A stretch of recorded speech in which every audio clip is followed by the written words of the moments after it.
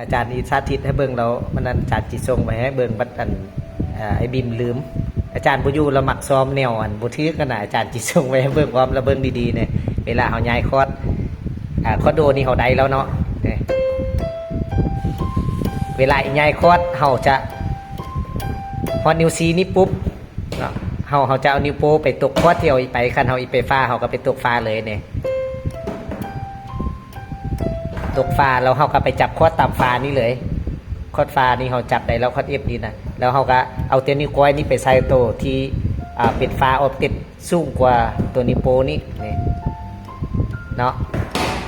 ส่วนก็คือกันเนี่ยเขาก็จับคือส่วนนี้แล้วก็เอานิ้วก้อยไปใส่บัดเขามันลิ้นรวมกันมันจะเป็นแบบนี้เนาะ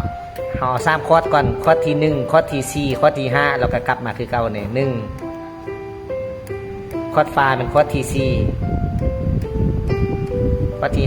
5แล้วก็กลับมาเวลาเฮาแยกเรียนกันก็ได้คอร์ดที่1คอร์ดที่2คอร์ดที่3คอร์ดที่4คอร์ดที่5คอร์ดที่6คอร์ดที่7เอาตามอานาคีย์อยู่คอร์ดกลุ่มคอร์ดโดเมเจอร์นี้นี่เฮาก็เรียนขึ้นไปแนวนี้ก็ได้เอามีไมเนอร์ F นี่หรือว่าฟา G